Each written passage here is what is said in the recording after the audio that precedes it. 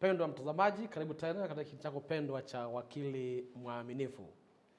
Ninamshukuru Mungu tena kwa namna ambavyo ameendelea kuwa mwema kwetu na jinsi ambavyo ameendelea kututunza na namna ambavyo anatuhudumia.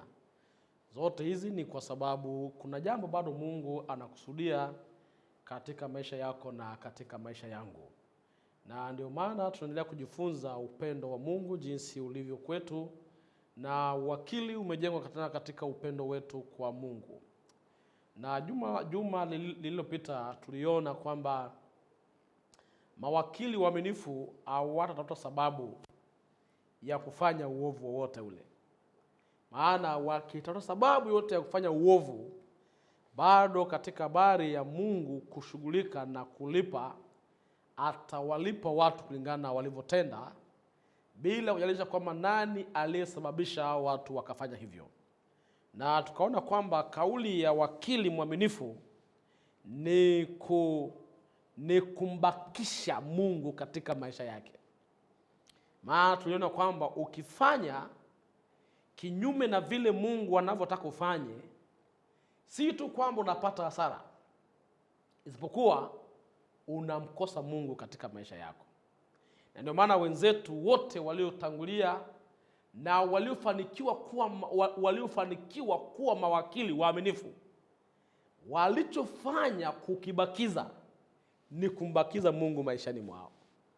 Na tukamwona Yusufu wakati anajaribiwa, wakati upendo wake na utii wake ulipokuwa ukipimwa, yeye alibaki amesimama imara, na jibu lake na matazamio yake yeye alichokisema, nifanyaje ubaya huu nikamkose Mungu.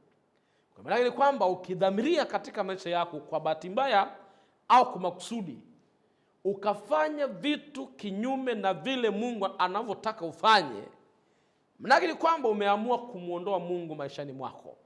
Na nataka nikutie moyo tunapoendelea na mfululizo wa vipindi hivi, hakuna hasara hapa duniani kama maisha ya kuishi bila Mungu. Kwa hiyo wenzetu walihesabu gharama, wakasema kuliko kuishi bila Mungu, walifanya maamuzi ya kufanya vitu ambavyo vitambakiza Mungu maishani mwao. Na hata hivyo walifanikiwa kuwa mawakili waaminifu. Wako wengi ambao tungesema mifano yao, lakini labda tuikomea hapo, maana ilikuwa ni somo lililopita.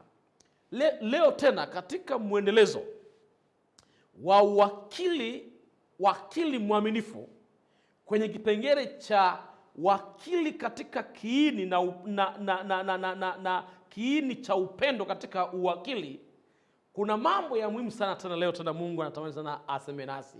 Unajua Mungu kila siku anajifunua kwa namna ya pekee na kwa namna ya ajabu sana. Na unaweza takao unamshangaa Mungu anavyotenda na Mungu anavyofanya. Nikualike tena tuweze kupata ombi ili baadaye sasa Mungu tena aseme nasi tena katika kipindi hiki cha leo. Baba yetu na Mungu wetu mwema, asante sana kwa ajili ya kipindi hiki kizuri cha wakili mwaminifu. Tunaomba kwa namna pekee sana kwa ajili ya watoto wako wote ambao wameleta maombi yao ili tuweze kuwaombea. Tunawakumbuka na kuwaombea. Ingilia kati, katatue changamoto zao. Wale ambao wana changamoto katika mambo ya kiuchumi, katatue. Wale ambao wana dhambi zimewazinga, kila wakijaribu kufanya wanashindwa, naomba kupitia maombi haya na mafundisho haya ya wakili mwaminifu, kawapatie ushindi dhidi ya dhambi. Wako wale ambao wameajiriwa, wabariki katika kazi zao. Wako wale ambao wamejiajiri, Baba fungua milango ya mbinguni, wapatie baraka tele. Wako wale ambao ni wakulima, naomba ukawakumbuke. Wafugaji pia ninaomba ukawakumbuke. Wote wanaofanya kazi majukumu mbalimbali, naomba Baba mbinguni ukawakumbuke. Wako wanafunzi tunaombea uweze kuwabariki. Wako watu ambao wamemaliza masomo yao, hawajapata namna ya kujiajiri na namna ya kuajiriwa, fungua milango yao kwao kwa utukufu wa jina lako. Endelea kutubariki katika vipindi hivi. Inua tena mioyo yetu tena, tukuone na tusaidie kuwa mawakili waaminifu. Tumetukamini yote kwenye Kristo. Amina. Sasa katika kiini cha upendo katika mambo ya kiuwakili, leo tena Mungu anatamani sana aweze kusema nasi. Mwanadamu ni kiumbe ambacho kimezaliwa na kinafanya utafiti mwingi sana, na ndio maana walio wengi sana wanatafuta sana kuona kwamba hii dunia mambo yake yakoje. Kwa hiyo watu wameendelea kufanya utafiti na kufanya utafiti, wala sio moja wala sio mbili. Na kuna wengine ambao wanajitahidi sana kuvumbua mavumbuzi makubwa sana. Kwa hiyo wanaenda mbali au tunawaita wanasayansi. Kila siku watu hawalali, wanawaza, wanafanya vitu vingine vya ajabu. Vingine ni vitu ambavyo leo kama wazee wetu waliokufa siku za nyuma, kama leo wangefuka wangeweza kushangaa. Maana ni mshangao wa kwanza ambao wangeshangaa ni hata tukio hili leo. Hapa mtu anaendesha somo hapa kwenye ofisi za Hope Channel, lakini dunia nzima, yani wote ambao wanaweza wakanasa Hope Channel wanapata haya matangazo. Ni matokeo ya utafiti ambao watu walikaa wakatafiti wakafanya. Lakini bado wengine wametafuta sana habari ya kwamba hivi inawezekanaje? Hivi ya mambo haya yanawezekanaje? Lakini bahati mbaya sana wengine hizi tafiti zimewapeleka mbali mpaka wakamwondoa Mungu na upendo wake katika maisha yao. Hiyo sasa ni bahati mbaya sana. Bahati mbaya sana wako wengine ambao baada ya kuona kwamba wamesoma sana, wamekuwa ni wataalamu, wengine wamemkataa Mungu.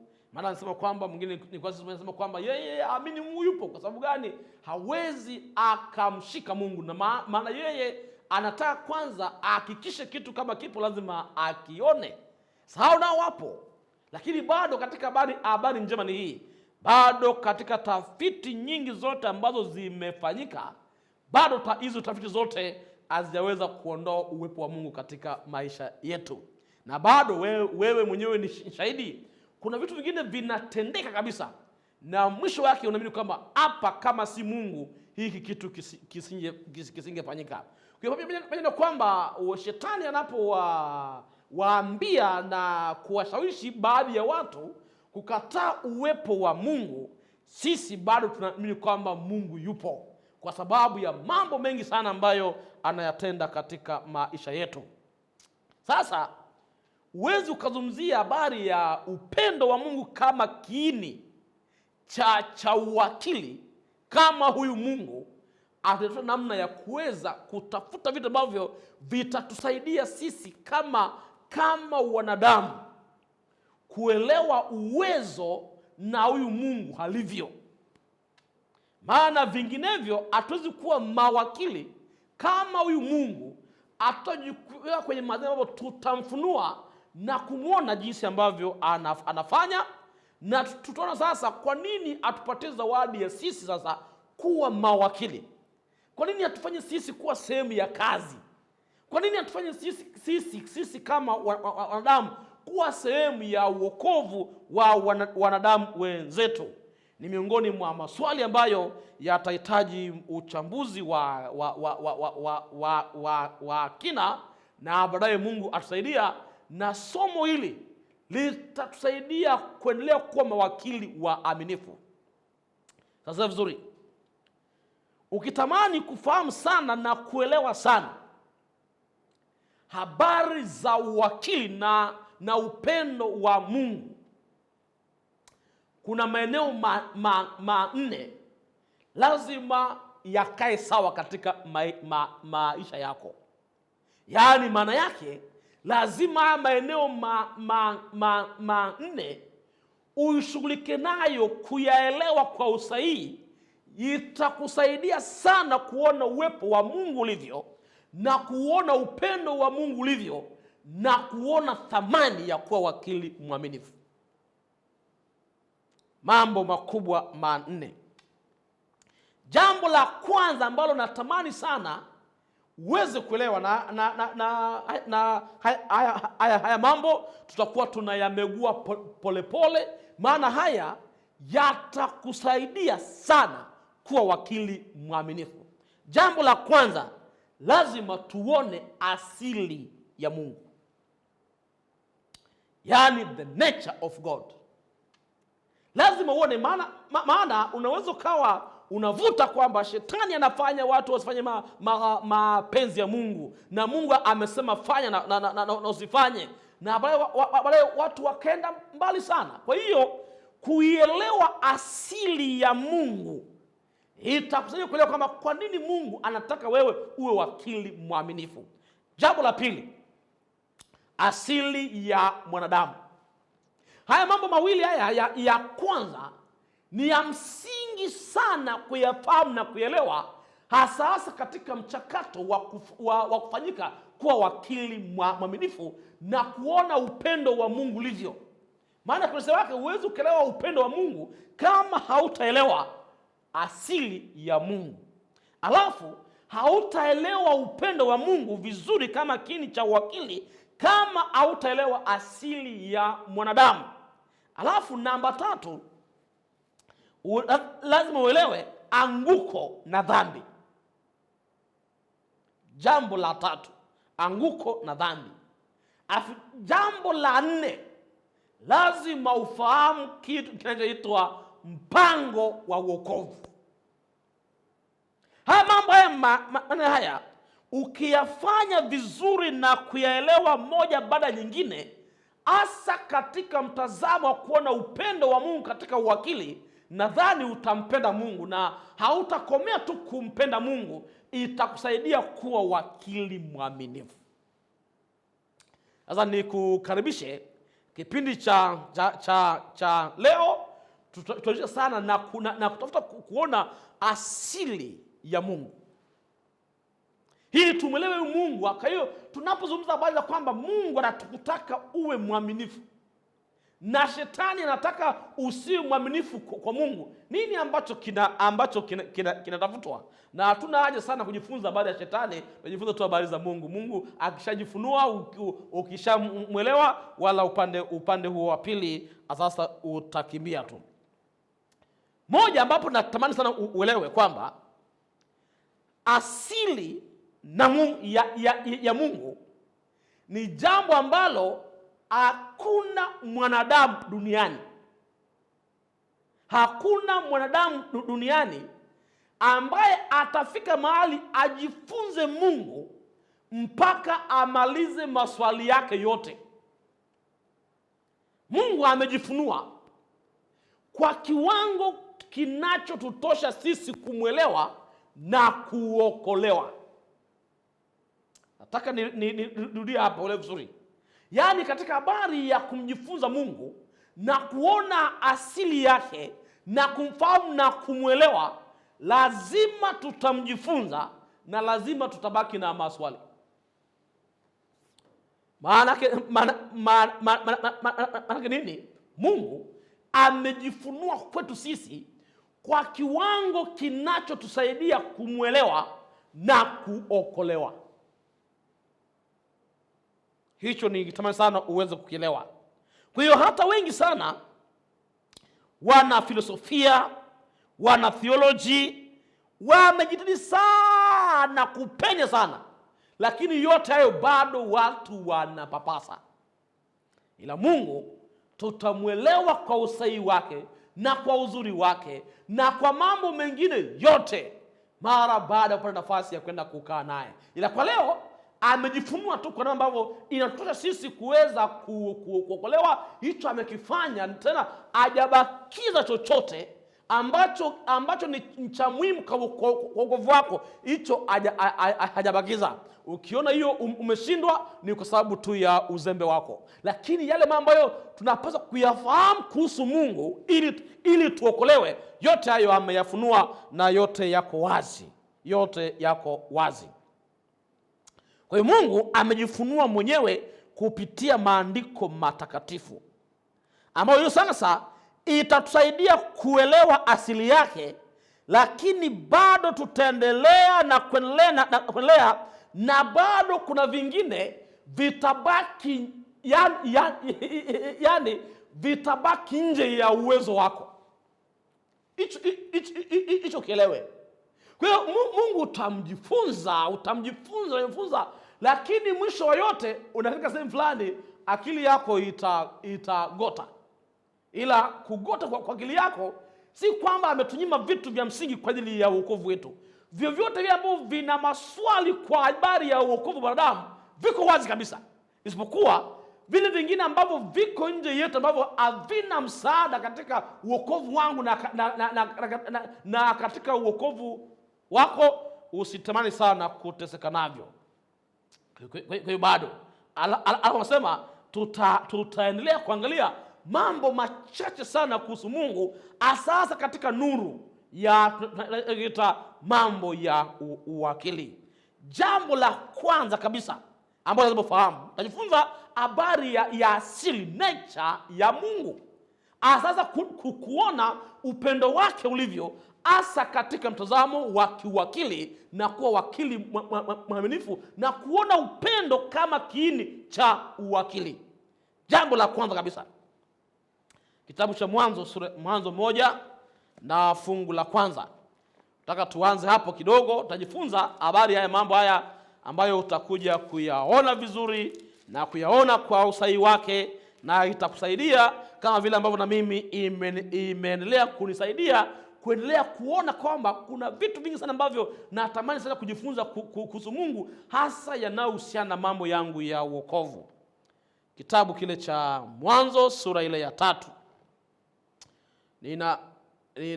Nina Mwanzo sura ya 1, sio sura ya 3.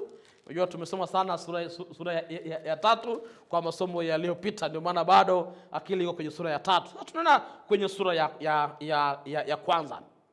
Anasema hapo mwanzo Mungu aliziumba mbingu na nchi. Kwa hiyo jambo la kwanza kabisa ambalo tunataka kuelewa katika asili ya Mungu ni kwamba Mungu alikuwepo. Kwa hiyo anasema Biblia inapotupeleka katika asili na katika mwanzo wa ulimwengu huu, kauli nyingi sana za wanatheolojia zinabaki pale pale kwamba yeye Mungu alikuwepo tangu mwanzo. Kwa maana ni kwamba sayari dunia inapoanza tayari Mungu yupo. Ni jambo la maana sana kufahamu kuhusiana na habari ya upendo wa Mungu na kukusaidia kuwa wakili mwaminifu. Yupo. Kwa hiyo anasema yeye aliumba, maana yake yeye alikuwepo kabla ya kuumba.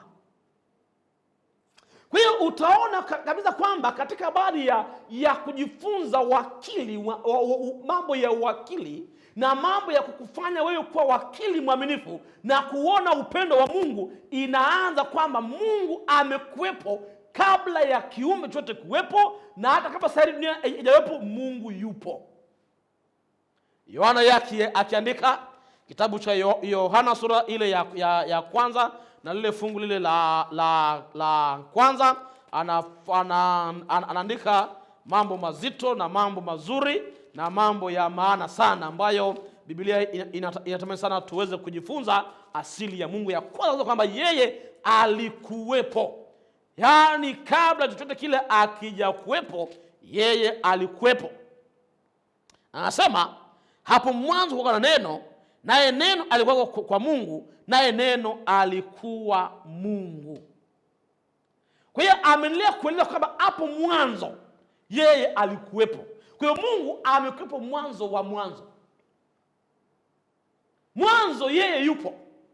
Kwa hiyo ni kwamba kujifunza sisi kuwa watiifu kwake na waaminifu kwake, jambo la kwanza ya kuelewa yeye amekuwepo kabla sayari dunia haijakuwepo.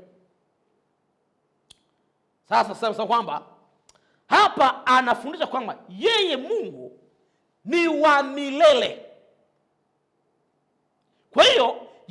amekuwepo, na anasema kabisa kwamba Biblia inaweka rekodi kwamba hapo mwanzo Mungu yeye tayari alikuwepo. Sasa hii inasema nini? Maana yake Mungu wetu ni Mungu wa milele. Umilele wake ni upi? Maana yake yeye hana mwanzo wala hana mwisho. Kwa hiyo haya mambo natamani uyafahamu, yaelewe vizuri sana, maana kwanza itakusaidia sana kuwa wakili mwaminifu, na itasaidia sana kumpenda Mungu na kumtii Mungu. Maana kuna saa zingine ambapo mtu anaweza akafanya mambo haya, lakini cha kwanza ambacho kinasisitizwa sana hapa katika habari ya kwamba yeye alikuwepo, maana yake ni kwamba yeye kwanza na ni wa milele. Na anasema hakuna wakati ambapo Mungu hakuwepo. Yeye amekuwepo nyakati zote.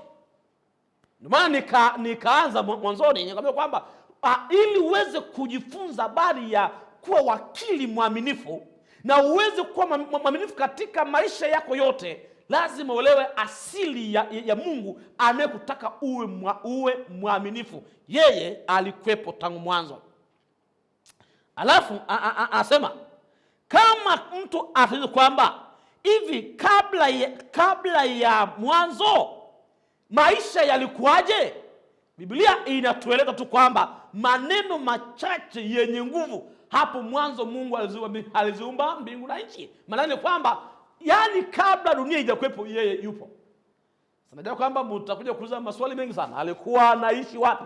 Niwaambia kwamba utajifunza habari za Mungu na mengine ameyafunua yanayofaa wewe wokovu wako, na kwa ajili wewe yanakutosha kwa ajili ya wokovu wako. Yeye amekuwepo tangu mwanzo. Na anasema kabisa kwamba ndani ya Biblia hakuna mafunuo yoyote yanayoweza kusema kwamba kuna chochote kilichochangia uwepo wa Mungu. Yaani kwamba katika seniri yote ya mambo yote na matukio yote ya uumbaji, hakuna ndani ya Biblia fungu lolote lile linalofunua kwamba kuna jambo au kuna kitu au kuna kiumbe au kuna miungu mingine iliyochangia uwepo wa Mungu. Hakipo. Isipokuwa maandiko yanafunua, yanasema kwamba yeye alikuwepo tangu mwanzo. Na ndio maana Biblia haizungumzi habari za mwanzo wa Mungu, ila yenyewe inazungumza kwamba yeye alikuwepo nyakati hizo. Kabla dunia hii haijekuwepo, Mungu yupo, na Mungu alikuwa akifanya mambo yake yalikuwa yanaenda.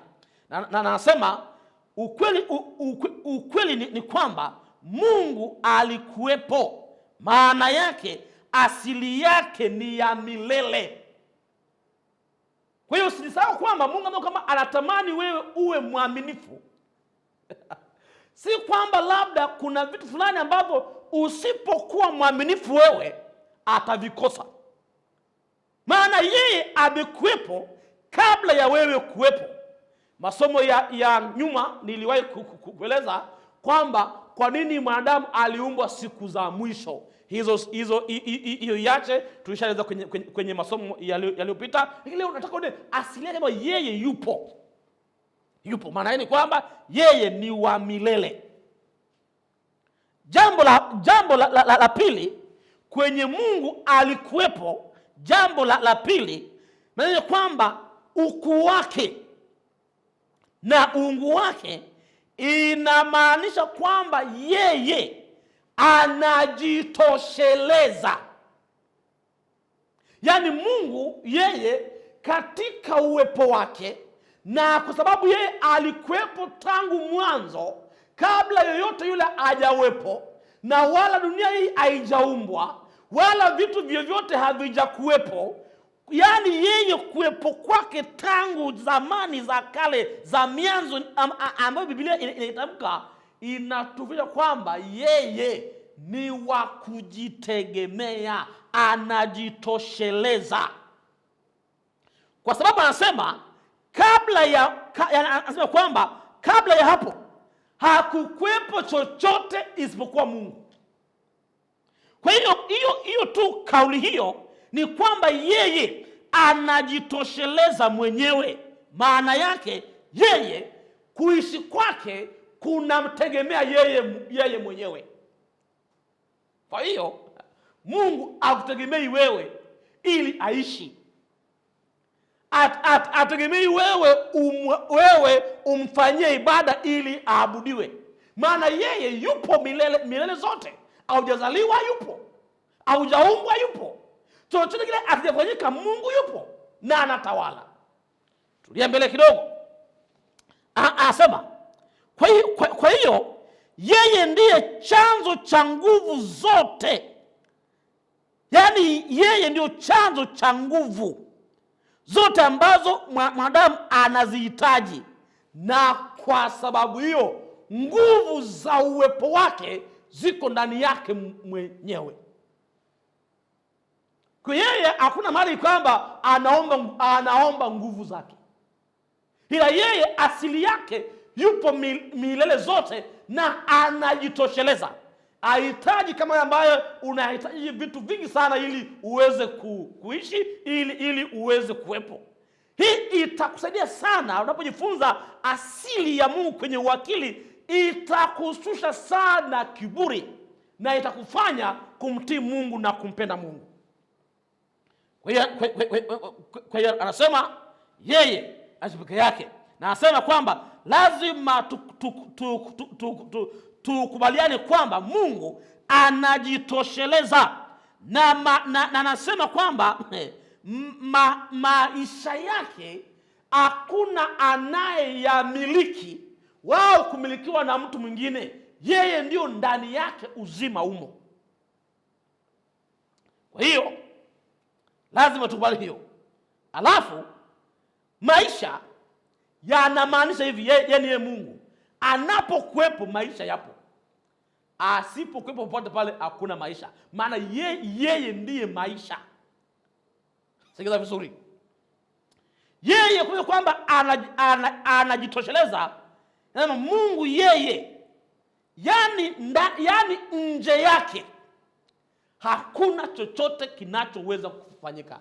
Na ndio maana somo la juma lililopita tuliona kwamba Yusufu yeye alidhamiria kuwa mwaminifu, na akasema ndani ya moyo wake kwamba nifanyeje ubaya huu nikamkose Mungu. Maana yeye aliye kwamba yeye Mungu mahali anapokuwepo pana uzima, asipokuwepo hakuna uzima, na yeye ategemei kiumbe chochote ili yeye aweze kuishi. Ndio maana yeye alikuwepo. Kwa hiyo anasema hivi, yeye sasa yeye ndiye anaelewa na ndiye anajua yampasayo mwanadamu kufanya na kutenda ili awe sawasawa kulingana na matakwa yake yeye aliyetuumba.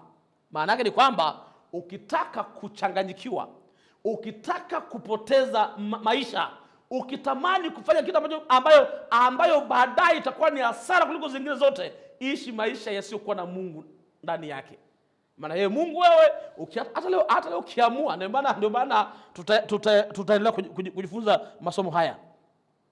Kwa hiyo anasema hivi, kitabu cha Ufunuo. Ngoja kwanza tusome kitabu cha Ufunuo sura ile ya kwanza na fungu la 8. Uone haya mambo haya ambayo yako hapo katika uelewa wake vizuri sana, ili uweze kuelewa kwamba tunapozungumza habari za asili ya Mungu kwamba yeye alikuwepo. Itakusaidia mambo ya msingi sana wewe unayedhamiria na unayetamani kuwa wakili mwaminifu. Kitabu cha Ufunuo sura ya kwanza, soma nami lile fungu lile la 8. Anasema, mimi ni Alfa na Omega, mwanzo na mwisho, asema Bwana Mungu aliyoko na aliyekuwako na atakaye kuja Mwenyezi. Yaani nini ambayo maana yake yeye Mungu yupo na hakuna mahali ambapo yeye hayupo. Maisha yake yote, yani yeye ategemei bila wepo. Yeye yupo, amekuwepo, alikuwepo, atakuwepo milele na milele na milele zote. alikuwepo, inaonyesha kwamba yeye ameelezwa kwa kauli ya ndani kabisa kwamba yeye amejionyesha kwetu kwamba ni yeye mwenyewe, na kabla yake hakuna chochote ambacho kimekuwepo. Na sasa elimu sahihi ya kuweza kuelewa kama mawakili, lazima tukubaliane kwamba wakili na wakili mwaminifu lazima akubali kwamba yeye Mungu alikuwepo. Kwa hiyo vyovyote ambavyo ameviweka, anavieleza na kuviweka, anaelewa madhara yake na anaelewa faida zake. Bwana atakapotujalia katika masomo yanayokuja, utakuja kuona hii lugha vizuri sana kwamba yeye yupo na amekuwepo na atakuwepo.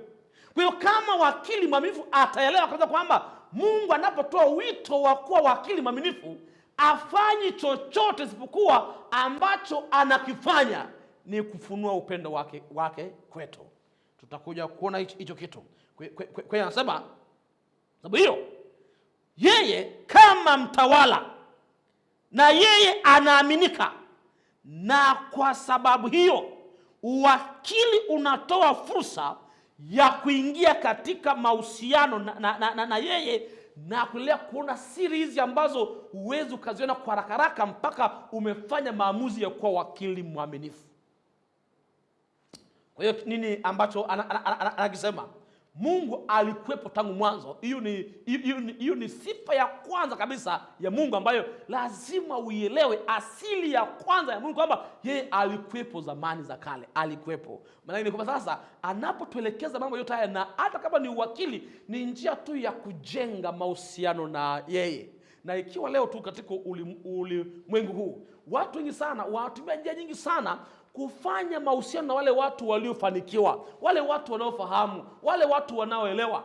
Kwa hiyo kwa Mungu yeye alikuwepo, uwakili unatuleta kufanya mahusiano na yeye aliyekuwepo, yeye aliyopo na yeye atakayekuja. Nini ambayo ni maana yake? Maana kwamba ukiwa ni wakili mwaminifu, utavutwa na kuona hiki ambacho tunajifunza. Sasa hautakubali chochote kukutoe kwenye mahusiano na huyu ambaye ana uhakika wa kuwepo milele na milele na milele zote. Kwa hiyo utaviona vitu vingine vyote ambavyo vinapita kama ni vitu ambavyo ni vya kitambo na havitachukua muda wako mwingi sana kama ambavyo leo watu wengine wanavifanya.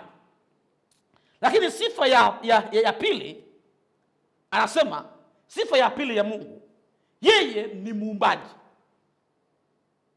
Kwa hiyo Mungu anajitambulisha mwenyewe ndani ya Biblia kama Mungu muumbaji. Naelewa vizuri kabisa, yeye ni creator, mtengeneza, yani yeye ni muumbaji. Unajua kuumba na kutengeneza ni vitu tofauti kabisa. Leo ukiangalia dunia hii hapa, au wanasayansi wakifanya utafiti, vitu ambavyo wanavifanyia utafiti ambavyo vilishafanywa na Mungu, na yeye hakuwa na mahali fulani ambapo anaigilizia. Leo ukiona ndege zinaruka, hizi ndege za abiria, walijifunza wanasayansi, walifanya tafiti kwa hizi ndege. Ukiona leo mambo ya kompyuta, mambo yote ambayo unayaona, hao wote hao, na ndio maana utagundua wote hapa, hata kama wanasema kwamba ni wavumbuzi, hawa watu wanafanya tu utafiti. Ila yeye Mungu, yeye kitendo cha kuumba, maana kwamba yeye alifanya vitu ambavyo hakuwa na mahali pa kuigilizia, wala yeye akuchukua mbao ili atengeneze kibweta. Hata leo watu wanapambana sana, wazungu wanapambana sana, wanatengeneza mambo ya roboti, wanaweka na mashine, yale yote yale wamefanya kuona tu kama madamu. Ila yeye Mungu ambaye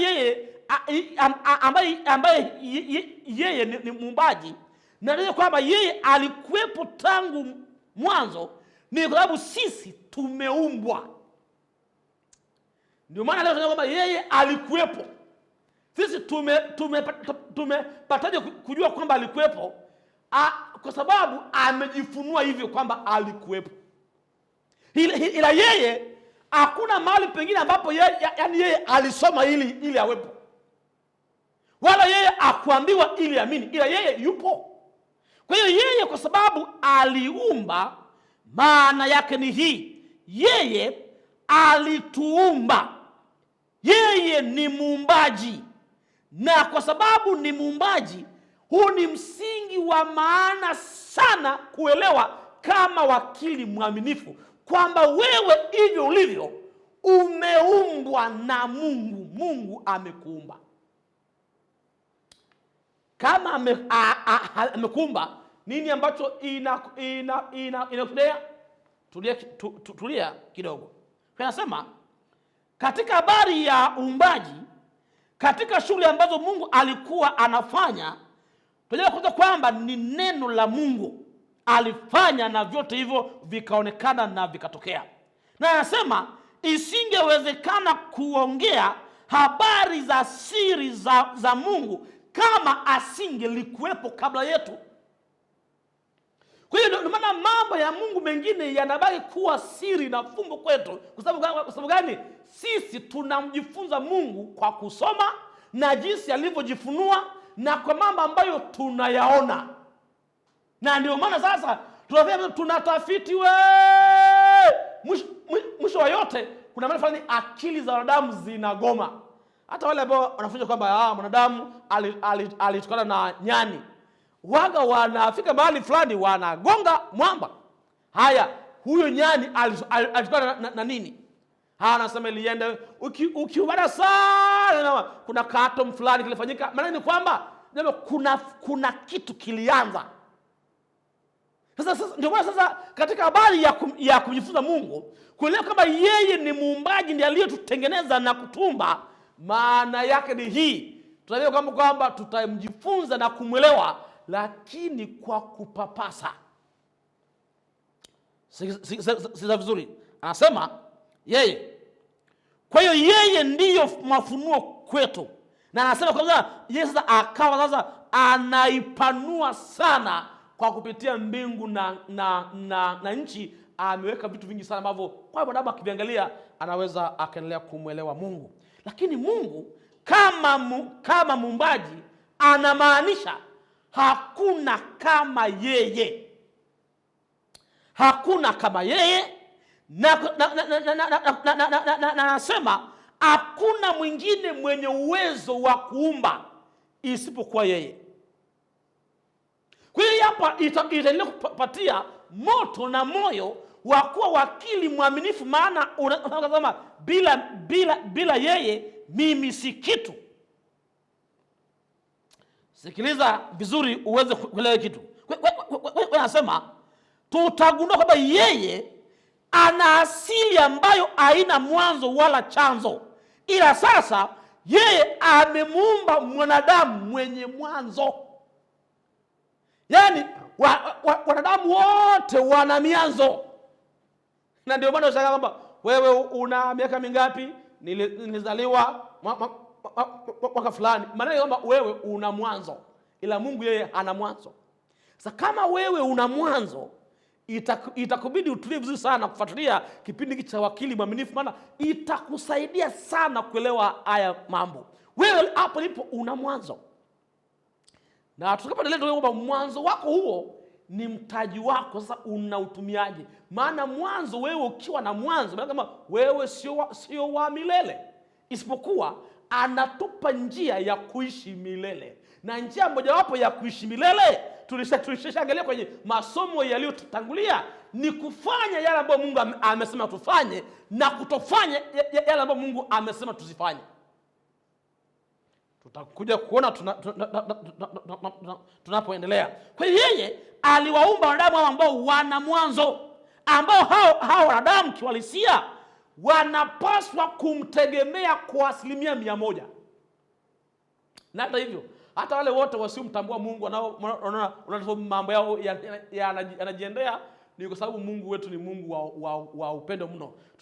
Tutakuja kuona baadaye. Kwa nasema sisi sasa, ili maisha yetu yaweze kuishi, lazima tushughulike na mambo ya ekolojia. Haya mambo yaonekana kwamba yamebalansi, pawe na maji, pawe na mwanga wa jua, tupate oxygen, tupate vyakula na vitu vingine vingi sana, ambavyo hivyo sasa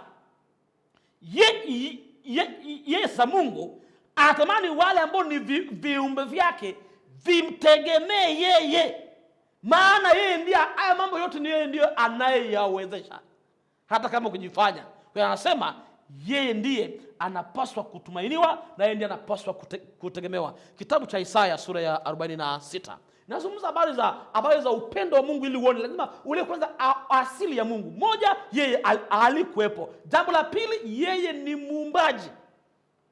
Kitabu cha Isaya sura ya 46. Isaya sura ya 46, soma nami lile fungu lile la 5. Isaya 46 na fungu la 5 anasema, mtanifananisha na nani na kunisawazisha naye na kunilinganisha naye ili tuwe sawa sawa? Yaani maana yake ni hii, ukishamtambua Mungu kama muumbaji, utamlinganisha na nani? Maana wengine wote ambao unaweza kulinganisha nao, wote wana mwanzo, na kilicho na mwanzo kina mwisho. Ndio maana hakuna bahati mbaya sana, tangia dhambi ilivyoingia, kila mmoja ameguswa kidogo na jamaa zake wa karibu na jamaa wa karibu. Kila mali tumeona jamaa wa mbali, tumeangalia jamaa wa karibu, misiba imetondama. Maana ni kwamba mtu ana mwanzo na mwisho. Sasa naona sasa hivi wanatumia lugha nzuri sana kwenye misiba, maana kwamba sunrise mwaka fulani, sunset mwaka fulani. Maana kwamba mtu ana mwanzo wake na mwisho wake. Sasa kama wewe una mwanzo na mwisho, utamlinganisha Mungu na nani? Sikiza vizuri. Kwa hiyo anasema kabisa kwamba kujaribu kumlinganisha Mungu na yoyote na chochote kinachoweza kukutoa kwenye uwepo wake, bila shaka ni ibada ya sanamu, ambayo hiyo tutakuja kuiona vizuri. Kwa hiyo anasema yeye aonekana kutupatia changamoto kwamba, je, unaweza ukapata mwingine kama yeye katika ulimwengu, aliyeumba ulimwengu kama wa kwake? Jibu ni kwamba hakuna. Ndio maana zingine wakati tunawashangaa sana watu wanaotegemea ngozi ya fisi, wakati huo wanamwacha aliyeumba fisi. Unashangaa mtu anategemea miti, alafu anamsahau aliyeumba miti. Hata mwingine anasema kwamba anaabudu ng'ombe, alafu anasahau kwamba kuna aliyeumba ng'ombe. Sasa anasema, mtanilinganisha na nani? Fanya naye. Jibu ni kwamba hakuna. Wengine wote ambao ukijaribu, wote, yani wewe jaribu, wote ambao unawaaminia, wote wana mianzo na misho yao.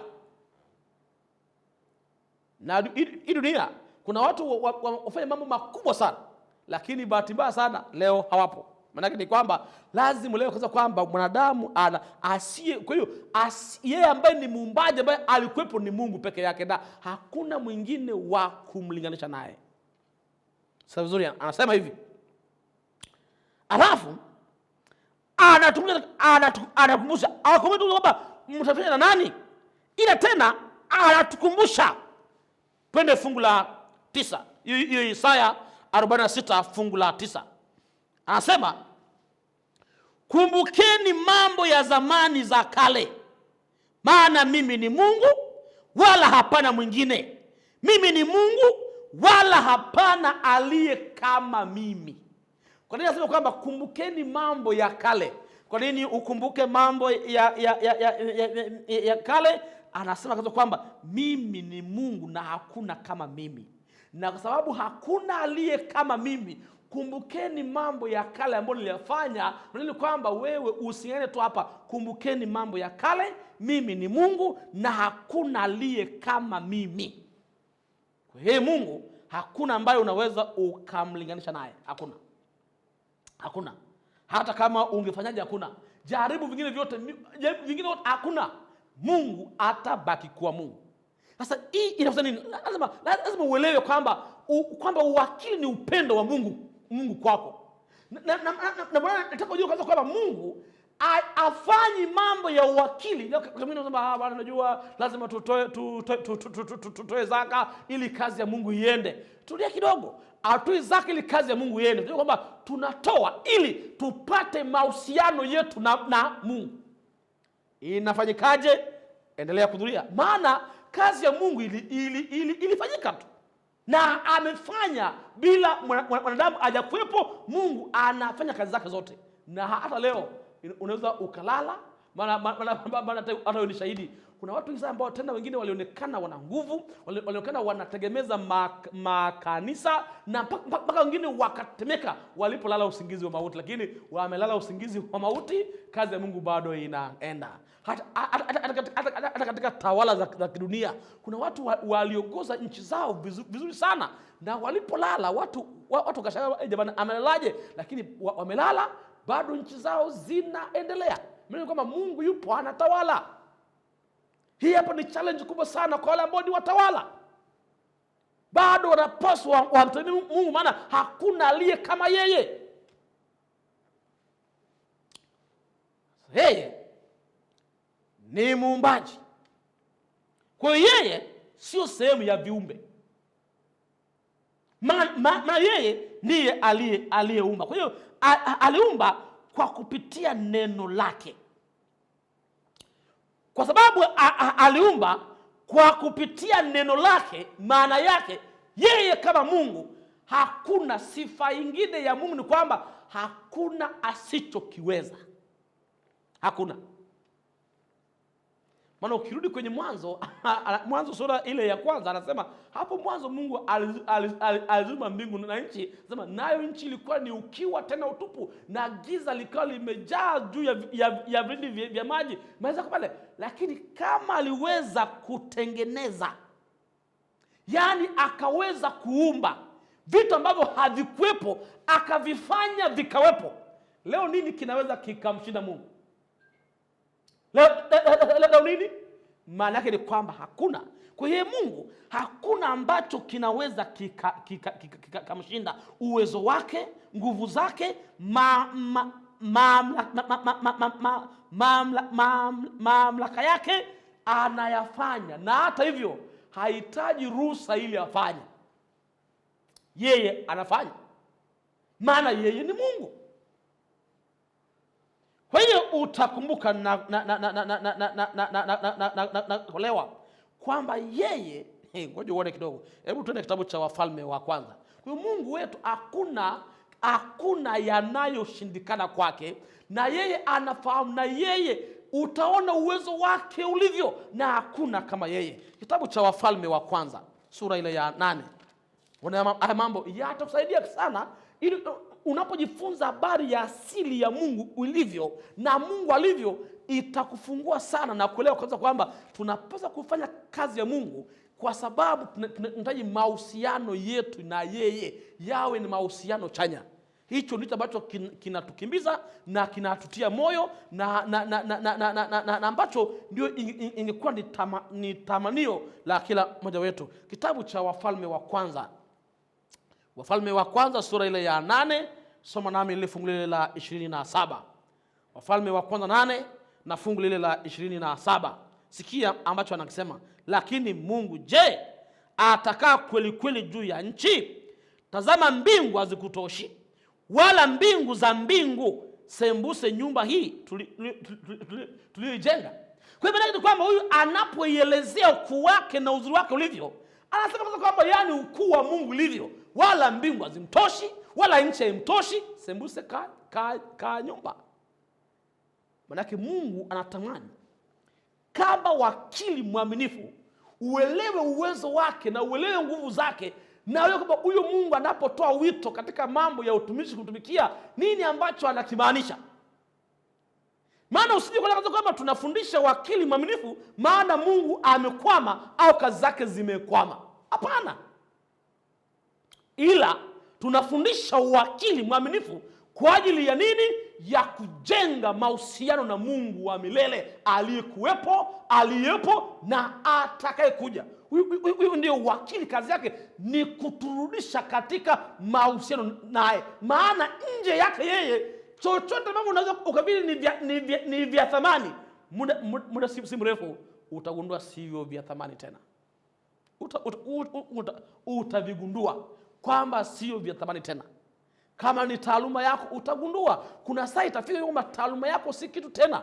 Kama ni mali, utagundua kwamba si kitu tena. Kama ni habari ya utajiri na vitu vyote na vyeo na madaraka yote, kama si Mungu, utagundua si kitu tena. Ndio maana nasema kwamba nini sasa? Yaani pote hapa pana. Hata hivi hapa mtoshi.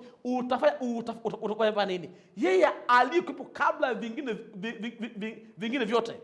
Anatuita kuifanya kazi yake, anataka tujenge uhusiano na yeye. Na ni kwa nini? Nje yake hakuna maisha.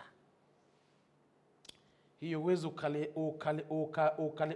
ukalelewa mpaka umeelewa hiki ambacho Biblia inakizungumza na ambacho sasa vizuri. Yeye Mungu kama muumbaji, yeye ndiye anakuwa mmiliki. Yaani yeye ni muumbaji alafu anakuwa ni mmiliki. Nini ambayo ni maana yake? Mungu kama muumbaji amesema kwamba yeye anamiliki kila kitu. Ulimwengu wote ni wa kwake, anamiliki ulimwengu wote ni wa kwake. Nini ambacho anakamilisha? Yeye ni Bwana. Na anasema yeye sasa, kwa sababu ni Bwana, anatoa majukumu kwa kila kiumbe chake. Na sasa unaanza kuelewa wakili unakuja. Yaani yeye ndiye Bwana, yeye ndiye mtawala, yeye ndiye mmiliki. Sasa ambacho anakifanya yeye, anatoa majukumu kwa kila kiumbe chake. Na viumbe vyake vyote amevipanga. Na kila kimoja kinakuwa hapo ili maisha yake yaende. Nampenda sana Mungu. Anasema kwamba ameweka kila kiumbe chake kimepewa kazi yake maalum. Viumbe vyake vyote vina kazi maalum. Sasa unakuja kushangaa. Saa zingine unashangaa wanadamu ndio saa zingine wanafika mahali wanapata mashaka. Sasa vizuri, Mungu anapotoa wito wa wakili waaminifu, maana ni kwamba kila kiumbe chake amekipatia wajibu wa kuweza kufanya. Nikupatie tu mfano mzuri. Wale ambao tumepewa wajibu na Mungu tufanye, alafu hatufanye. Hebu ashumu kama na viumbe vingine vingegoma kufanya kama ambavyo leo sisi hatufanyi, nini vingetokea? Ashumu sasa mimea igome kama kwanza leo wewe umegoma, umepewa majukumu ambayo hata hivyo tutakuja kuyaangalia majukumu ambayo wewe kama mwanadamu umepewa. Sasa ashumu sasa, maana mifano miti wamepewa majukumu watengeneze oxygen. Niliwahi kusoma kisa kimoja cha mzee mmoja huko Ulaya. Huyu mzee alilazwa, na nadhani kisa hiki kilitembea sana kwenye habari ya mitandao ya kijamii. Ikasambazwa mahali pote. Alafu anasema kwamba yule mzee alienda akalazwa, akawekewa oxygen. Ilikuwa ni masaa 2. Sasa baadaye alikuwa ni mtu mwenye pesa tu nzuri, alikuwa ana uwezo wa kulipa bili. Kilichowashangaza ni kwamba alipopelekewa bili ya masaa 2, dola ngapi sikumbuki, lakini yule mzee akaanza kulia, akaanza kutoa machozi, na akalia na akatoa machozi. Baadaye anasema lakini usiwe na wasiwasi mzee, bili ndogo. Anasema sili kwa sababu ya bili,